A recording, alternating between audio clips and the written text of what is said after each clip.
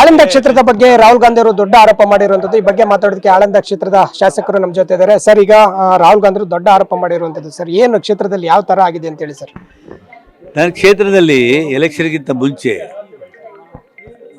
ಒಬ್ಬ B L ಓಗೆ request ಬಂತು ನನ್ನ ಹೆಸರನ್ನು ತೆಗೆದಾಕಬೇಕು ಅಂತ. ಅವರೆಲ್ಲ ಅವ್ರ ಸಂಬಂಧಿಕರೇ.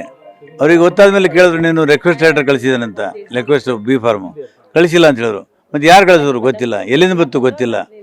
ಇದಾದಮೇಲೆ ನಾವು ಕ್ಷೇತ್ರದಲ್ಲಿ ಎಲ್ಲ ಕಡೆ ನಾವು ಹೇಳಿದ್ದೇವೆ, ಈ ಥರ ದೊಡ್ಡ ಪ್ರಮಾಣದಲ್ಲಿ ಜಾಲ ಹರಡಿದೆ, ನಿಮ್ಮ ಹೆಸರನ್ನು ಡಿಲೀಟ್ ಮಾಡೋಕ್ಕೆ ಪ್ರಯತ್ನ ಮಾಡ್ತಾ ಇದ್ದಾರೆ, ನೀವು ಯಾರ್ಯಾರ್ದಾಗಿದೆ ನೋಡ್ಕೊಳ್ಳಿ ಅಂತ ಹೇಳಿದ್ರೆ ಆ ಬಿ ಎಲ್ ಹತ್ರ ಹೋದರೆ ಸುಮಾರು ಹೆಸರುಗಳು ನಮ್ಮ ಪಕ್ಷದ ಕಾರ್ಯಕರ್ತರು ಒಟ್ಟು ಮತದಾರರು ಅವರ ಹೆಸರೇ ಇತ್ತು.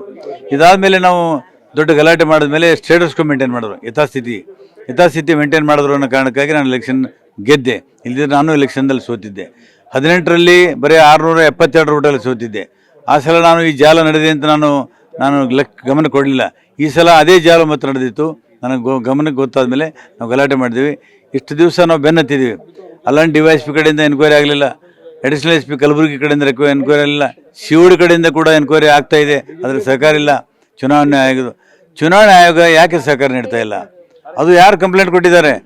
ಚುನಾವಣೆ ಅಧಿಕಾರಿ ಕಂಪ್ಲೇಂಟ್ ಕೊಟ್ಟಿದ್ದಾರೆ, ಅಸಿಸ್ಟೆಂಟ್ ಕಮಿಷನರ್ ಕಲಬುರಗಿ. ಅವರು ಕಂಪ್ಲೇಂಟ್ ಕೊಟ್ಟದ ಮೇಲೆ FIR ಆಗಿದೆ. ಅದೇ ನಿಮ್ಮ ಅಧಿಕಾರಿನೇ ಕಂಪ್ಲೇಂಟ್ ಕೊಟ್ಟಿದ್ದಾರೆ, ಅದ್ರ ಮೇಲೆ FIR ಆಗಿದೆ. ನೀವು ಅದ್ರ ಮೇಲೆ ನೀವು ಯಾಕೆ ಸಹಕಾರ ನೀಡ್ತಾ ಇಲ್ಲ ಚುನಾವಣೆ ಆಯೋಗದವರು? ಇದ್ರ ಮೇಲೆ ನಮ್ಗೆ ಅನುಮಾನ ಬರ್ತಾ ಇದೆ. ಸರ್, ಈಗ ಚುನಾವಣೆ ಮೊದಲೇ ಆಗಿರುವಂಥದ್ದು, ಈ ಜಾಲ ಇರುವಂಥದ್ದು ನಿಮ್ಗೆ ಹೆಂಗೆ ಗೊತ್ತಾಯ್ತು ಅಂತೇಳಿ? ಅದೇ ಚುನಾವಣೆಗಿಂತ ಮೊದಲು ನಮ್ಮ ಕಾರ್ಯಕರ್ತರ ಹೆಸರುಗಳೆಲ್ಲ ಡಿಲೀಟ್ ಮಾಡೋಂಥ ಪ್ರಯತ್ನ ನಡೆದಿತ್ತಲ್ಲ, ಅದು ಗೊತ್ತಾಯಿತು. ಗೊತ್ತಾದಮೇಲೆ ನಾವು ಪ್ರತಿಭಟನೆ ಮಾಡಿದ್ಮೇಲೆ ಸ್ಟೇಟಸ್ ಕೋ ಮೇಂಟೈನ್ ಮಾಡಿದ್ರು, ಯಥಾಸ್ಥಿತಿ. ಎಷ್ಟು ಅಂತರದಲ್ಲಿ ಡಿಲೀಟ್ ಆಗಿರುವಂಥದ್ದು ಸರ್? ಈಗ ನನಗೆ ಗೊತ್ತಿದ್ದಂಗೆ 5994. ಇದಕ್ಕಿಂತ ಇನ್ನೂ ಗೊತ್ತಾಗಿಲ್ಲ ನಮಗೆ. ಕೆಲವರು ಹೇಳ್ತಾರೆ, ಕೆಲವರು ಹೇಳಲ್ಲ. ಇದ್ರ ಹಿಂದೆ ದೊಡ್ಡ ಷಡ್ಯಂತ್ರ ಏನಾದರೂ ಇರ್ಬೋದು, ಯಾರ ಮೇಲೆ ಆರೋಪ ಮಾಡ್ತೀರಿ ಅಂತೇಳಿ? ದೊಡ್ಡ ಷಡ್ಯಂತ್ರ ಇದೆ. ಇದಕ್ಕೆ ಚುನಾವಣೆ ಆಯೋಗದ ಸಹಕಾರ ಇದೆ. ಯಾರು ಮಾಡಿದ್ರು ಗೊತ್ತಿಲ್ಲ, ಚುನಾವಣೆ ಆಯೋಗದ ಸಹಕಾರ ಇದೆ.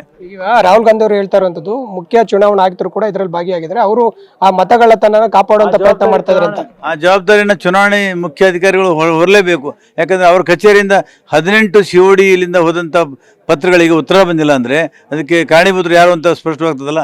ಮಹಾರಾಷ್ಟ್ರದ ರಜೌರಿ ಕ್ಷೇತ್ರದಲ್ಲಿ ಹೆಚ್ಚಾಗಿ ಸೇರ್ಪಡೆ ಮತಗಳಾಗಿರುವಂತದ್ದು, ಇಲ್ಲಿನ ಮತಗಳು ಏನಾದ್ರೂ ಅಲ್ಲಿ ಸೇರ್ಪಡೆ ಆಗಿದೆಯಾ ಪಕ್ಕದ ಕ್ಷೇತ್ರದಲ್ಲಿ? ನಮ್ಮ ಕಡೆ ಜನ ದುಡಿಲಿಕ್ಕೆ ಹೋಗಿದ್ದಾರೆ, ಮುಂಬೈ ಪುಣೆಗೆ ಹೋಗ್ತಾರೆ, ಅಷ್ಟು ಆ ಕಡೆ ಹೋಗಲ್ಲ. ಬೇರೆ ಬೇರೆ ಕ್ಷೇತ್ರದಲ್ಲಿ ಈ ತರ ಲೋಪ ಆಗಿದೆಯಾ ಸರ್? ಬೇರೆ ಬೇರೆ ಕ್ಷೇತ್ರದಲ್ಲಿ ಆಗಿರ್ಬೋದು. ನಾನು ಯಾರು ಗಮನಿಸಿಲ್ಲ. ನಾನು ಗಮನಿಸಿದ್ದೀನಿ, ನಾನು ಹೋರಾಟ ಮಾಡ್ತಾ ಇದ್ದೀನಿ, ಬಯಲಿಗೆ ತಂದಿದ್ದೀನಿ, ಇದು ಹೊರಗೆ ಬಂದಿದೆ. ಇದಿಷ್ಟು ಏನೋ ಶಾಸಕ BR ಪಾಟೀಲ್ ಅವರ ಮಾತಾಗಿರುವಂತದ್ದು. ಒಟ್ಟಾರೆ ಸಾಕಷ್ಟು ಒಂದು 5,000ಕ್ಕೂ ಹೆಚ್ಚು ಏನು ಮತಗಳು ಡಿಲೀಟ್ ಆಗಿರುವಂತದ್ದು ನನ್ನ ಕ್ಷೇತ್ರದಲ್ಲಿ ನಡೆದಿದೆ. ಹೀಗಾಗಿ ಹೋರಾಟ ನಿರಂತರವಾಗಿ ಮಾಡ್ತಾ ಇದ್ದೀವಿ. ಇದಕ್ಕೆ ಒಂದು ಚುನಾವಣಾ ಆಯೋಗ ಕೂಡ ಒಂದು ಕ್ರಮ ಕೈಗೊಳ್ಳಬೇಕನ್ನೋದು ಕೂಡ BR ಪಾಟೀಲ್ ಅವರ ಮಾತಾಗಿರುವಂತದ್ದು. ಕ್ಯಾಮ್ರಾ ಪರ್ಸನ್ ಅಜಯ್ ಜೊತೆ ಮಹೇಶ್, ಟಿವಿ9 ನವದೆಹಲಿ.